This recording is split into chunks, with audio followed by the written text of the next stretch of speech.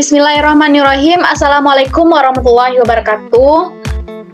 Baiklah, kami dari tim PPL dari SMK Negeri 5 Padang, kami akan mempresentasikan mengenai panduan observasi dari profiling peserta didik untuk memenuhi tugas mata kuliah dari pemahaman peserta didik dan pembelajaran, yaitu tepatnya pada tugas demonstrasi kontekstual topik 3. Nah, di sini anggota kelompok kami yaitu yang pertama terdiri dari saya sendiri, Tri Yulia Arma, kemudian ada rekan saya Melani Elfitri dan juga Nindi Wulandari. Nah, yang pertama mengenai tujuan observasi. Nah, tujuan dari observasi profiling peserta didik ini kami lakukan untuk memperoleh informasi atau data mengenai latar belakang dari peserta didik yang ada di SMK Negeri 5 Padang. Yang mana itu untuk mengetahui dari yang pertama perkembangan fisiologis, kemudian ada perkembangan kognitif atau kecerdasan atau tingkat kecerdasan dari peserta didik. Yang ketiga untuk mengetahui perkembangan emosi, yang keempat perkembangan psikologis, yang kelima perkembangan moral, yang keenam motivasi belajar, yang selanjutnya itu etnik dan kultural. Seperti yang kita ketahui bahwa peserta didik itu terdiri dari latar belakang yang berbeda-beda. Kemudian selanjutnya yang ke-7 itu ada status sosial, yang ke-8 ada minat belajar, kemudian selanjutnya ada gaya belajar dari peserta didik. Nah, mengenai sasaran observasi dari observasi yang kami lakukan, yang mana sasaran observasi kami yaitu peserta didik kelas 10 fase E SMK Negeri 5 Padang. Waktu dan tempat pelaksanaan observasi yaitu kami melaksanakan observasi bertepatan pada hari Rabu tanggal 18 Januari 2023. Kemudian tempatnya yaitu di SMK Negeri 5 Padang pada kelas 10 TKJ. Nah, ini adalah gambaran dari lembar panduan observasi yang kami gunakan untuk mengetahui dari isu-isu perkembangan peserta didik. Yang mana panduan observasi ini kami print, kemudian kami bagikan kelas 10 TKJ. Yang pertama yaitu mengenai strukturnya, yaitu terdiri dari nama siswa, kemudian kelasnya, dan juga hari tanggal dari peserta didik mengisi dari panduan observasi ini. Yang selanjutnya itu aspek yang diamati, yaitu yang pertama perkembangan fisiologis. Perkembangan fisiologis peserta didik, yaitu kami memberikan 4 pertanyaan di sini. Yang pertama mengenai berat badan peserta didik, kemudian tinggi badan, warna kulit, dan juga jenis kelamin. Mengenai petunjuk pengisian, di sini kami pada bagian kolom sisi kanan yaitu terdapat bagian tulisan isi. Nah, di mana di sini peserta didik kami arahkan untuk mengisi secara langsung mengenai berapa berat badannya, kemudian tinggi badannya, warna kulit, dan juga jenis kelamin dari peserta didik yang bersangkutan. Selanjutnya yang bagian poin B, perkembangan psikologis kognitif. Nah, di sini ada bagian kolom di sisi kanannya yaitu terdiri dari ya dan tidak. Nah, nanti kami mengarahkan peserta didik kami untuk menceklis atau mencentang bagian ya atau tidak sesuai dengan pertanyaan yang sudah kami berikan kepada peserta didik. Nah, yang pertama pertanyaan mengenai perkembangan kognitif. Yang pertama, saya bisa berpikir secara logis di berbagai situasi. Nah, hal ini penting kami lakukan untuk mengukur bahwa peserta didik kami itu apakah dia mampu untuk berpikir secara logis di dalam berbagai situasi atau keadaan. Ini sangat penting untuk dilakukan. Kemudian yang kedua ada, saya mulai mengerti mengenai konsep keadilan dan kesetaraan. Nah, ini untuk mengukur apakah peserta didik itu sudah paham dengan konsep keadilan atau tidak. Nah, ini perlu untuk diketahui karena peserta didik itu juga harus mengerti bagaimana cara bersikap adil, kemudian kesetaraan, baik itu di lingkungan sekolahnya, di lingkungan keluarga, dan lainnya. Yang ketiga ada pertanyaan, saya mulai memahami setiap perbuatan yang dilakukan. Mungkin saja memiliki dampak baik maupun buruk terhadap dirinya dan orang-orang yang ada di sekitarnya. Kemudian yang keempat, saya mulai bisa menyelesaikan masalah meski belum bisa sempurna melakukannya. Nah, ini untuk mengukur apakah peserta didik itu sudah mampu memecahkan masalah secara mandiri maupun sudah mampu memecahkan masalah yang ada, seperti membantu memecahkan masalah yang terlihat baik di lingkungan keluarga mungkin, di lingkungan sekolahnya, atau hal lain-lainnya. Yang kemudian yang kelima ada pertanyaan, saya sudah bisa berpikir secara kompleks, baik itu pemecahan masalah, pengambilan keputusan, berpikiran kritis, dan berpikir kreatif. Nah, selanjutnya ada mengenai yang keenam, saya mampu berpikir dalam pemecahan masalah tanpa hadirnya objek permasalahan tersebut secara nyata. Nah, yang ketujuh, saya mampu mengembangkan suatu kemungkinan berdasarkan 2 atau lebih kemungkinan yang ada. Yang ke-8, saya memahami bahasa asing, baik itu bahasa Inggris, bahasa Indonesia, bahasa Jepang, bahasa Korea, dan lain sebagainya. Selanjutnya, saya mahir mengingat kosakata bahasa asing.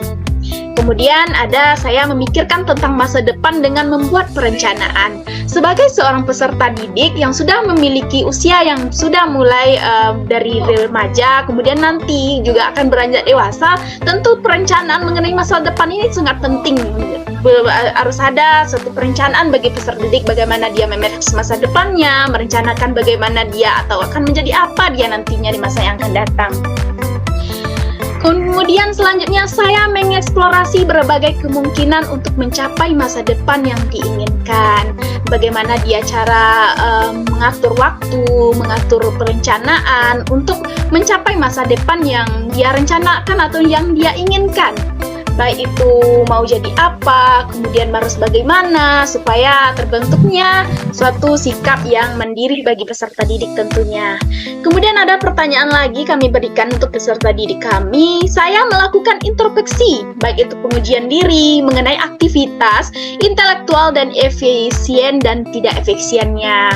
Nah, pertanyaan ini kami masukkan supaya peserta didik itu mampu melihat dirinya, berkaca dulu, mengintrospeksi bagaimana dirinya, apakah yang dilakukan itu sudah baik atau benar.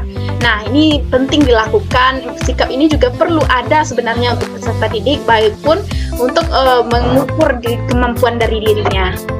Nah, untuk mengenai angket selanjutnya mungkin akan dijelaskan oleh rekan saya. Kepada rekan saya dipersilakan kepada Melanie Elfitri. Baik, terima kasih kepada moderator. Baiklah, saya Melanie Elfitri. Di sini saya akan melanjutkan penjelasan mengenai panduan observasi yang telah kami lakukan di SMK Negeri 5 Padang, yaitu pada emosi.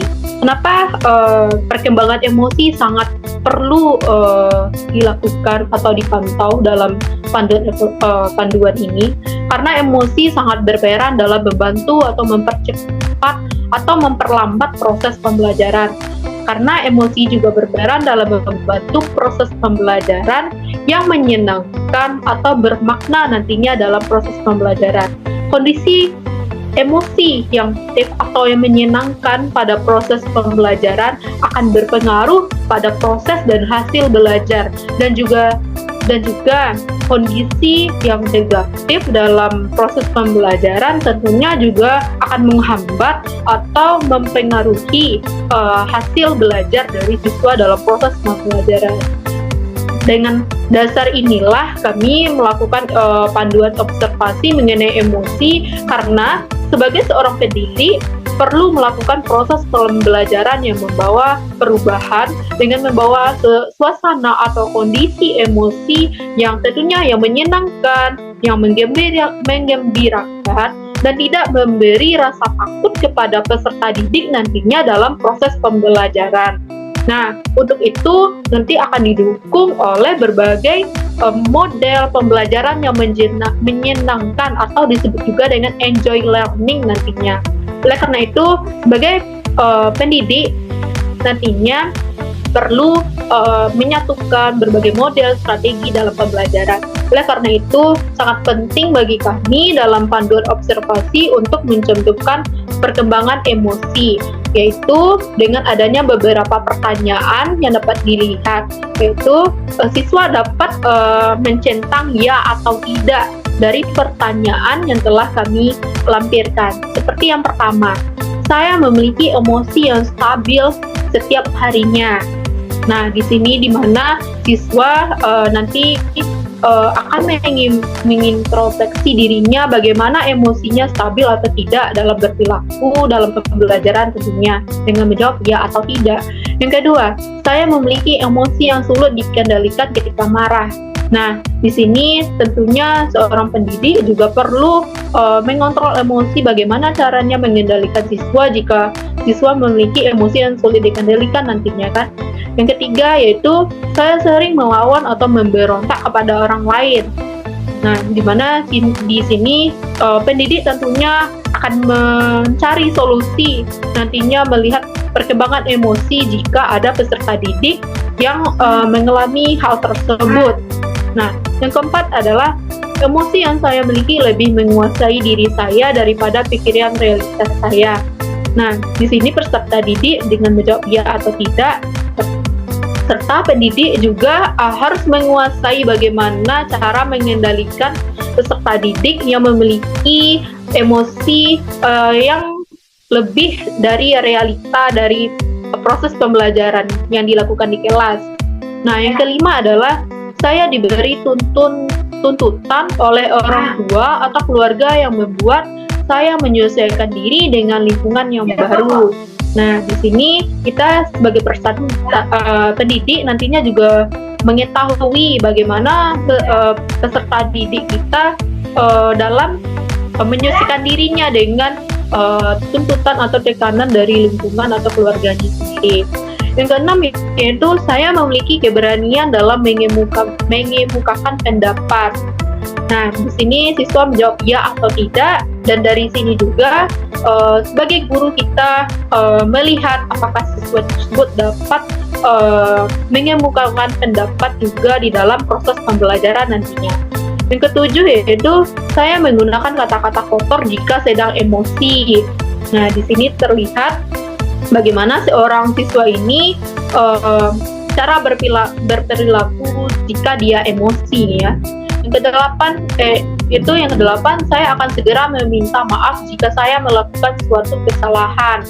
Nah, dari angket juga kita bisa juga ya melihatnya dari proses pembelajaran yang dilakukan di kelas.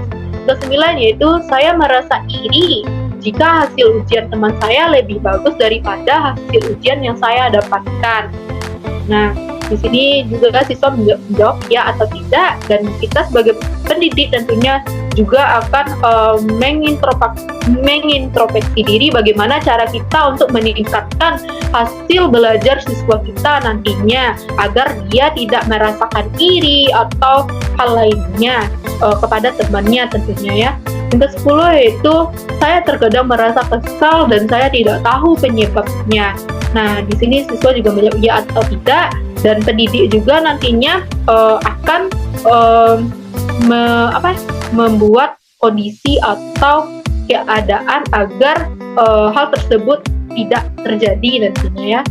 Nah, selanjutnya pada panduan observasi kami ada juga perkembangan psikososial. Kenapa perkembangan psikososial dimasukkan dalam panduan observasi? Karena perkembangan sosial pada peserta didik itu dapat dilihat dan dapat diketahui dari tingkatan kemampuannya atau kompetensinya dalam berinteraksi baik dengan orang lain, masyarakat, baik itu di lingkungan sekolah atau lingkungan masyarakat, lingkungan sosialnya sekitar di rumahnya atau bagaimana gitu. Nah, dengan adanya siswa menjawab ya atau tidak dengan adanya 6 pertanyaan. Yang pertama yaitu saya dapat menerima perubahan-perubahan yang terjadi dalam diri saya dengan lapang dada. Nah, maksudnya di sini bagaimana siswa tersebut dapat menerima perubahan yang ada pada dirinya atau keadaan yang terjadi pada peristiwa yang telah terlampau gitu. Yang kedua adalah saya dapat menyesuaikan diri dengan lingkungan sosial teman sebaya. Nah, di sini juga kita bisa melihatnya dalam proses pembelajaran juga. Yang ketiga yaitu saya dapat mengatasi gejolak seksualitas. Nah, kenapa kami memasukkan gejolak seksualitas ke dalam psikososial? Karena dalam lingkungan berinteraksi, tentunya dalam lingkungan masyarakat atau lingkungan sekolah, pasti gejolak seksualitas itu ada. Karena siswa SMK tentu sudah memiliki perkembangan psikologis dan perkembangan seksualitas yang telah ada, karena mereka sudah mulai melonjak dewasa tentunya ya. Nah, hal ini tentu perlu dimasukkan pada panduan observasi agar mengetahui bagaimana gejolak seksualitas siswa. Yang keempat yaitu saya mampu menemukan jati diri dalam berperilaku sesuai jati diri saya. Nah, di sini perlu dilakukan penekanan karena di mana siswa itu akan menemukan jati dirinya sendiri dalam berperilaku atau bersikap nantinya dengan lingkungan sesuai dengan jati dirinya sendiri dengan tidak menjadi jati diri orang lain. Nah, yang kelima yaitu saya dapat menyeimbangkan pengaruh orang tua dan pengaruh teman saya. Nah, hal ini dilakukan pada panduan observasi agar sebagai pendidik nantinya mengetahui bagaimana keseimbangan antara pengaruh orang tua dan teman sebaya yang dapat dipantau melalui proses pembelajaran tentunya. Yang keenam yaitu saya dapat mengaktualisasikan kemampuan baik itu di sekolah maupun lingkungan sekolah. Nah, tentu hal ini ada pada panduan observasi kami karena aktualisasi kompetensi baik itu di sekolah dan lingkungan sosial akan membawa pengaruh pada perkembangan psikososial peserta didik tentunya. Nah, yang selanjutnya itu pada panduan observasi kami juga ada perkembangan moral, yaitu kenapa sebagai pendidik kita perlu memasukkan perkembangan moral dalam panduan observasi ini karena dalam berkehidupan bermasyarakat nantinya siswa kita pasti akan melihat berbagai moralitas atau sikap yang akan menjadi baik itu sumber acuan, baik itu dalam cara menilai sesuatu tindakan atau perilaku yang terjadi di lingkungan sekolah, baik itu lingkungan masyarakat. Karena suatu moral atau tindakan akan bisa ditiru oleh siswa. Bagaimana moralitas itu memiliki kriteria nilai, itu akan berimplikasi pada sikap peserta didik nantinya, akan membawa pengaruh baik atau buruk, benar atau salah, pantas atau tidak pantas, wajar atau tidak wajar, layak atau tidak layak, dan sejenisnya. Karena moralitas dalam peserta didik dapat ditingkatkan baik itu dari tingkat rendah sampai ke tingkat yang lebih tinggi sesuai dengan tingkat kedewasaan dari peserta didik. Oleh karena itu, perkembangan moral menjadi termasuk ke dalam panduan observasi kami. Dan seterusnya, dalam perkembangan moral ini ada beberapa pertanyaan yang harus kami ajukan kepada peserta didik dengan peserta didik menjawab ya atau tidak. Yang pertama soalnya yaitu, apakah orang tua peserta didik pernah memberikan nasihat?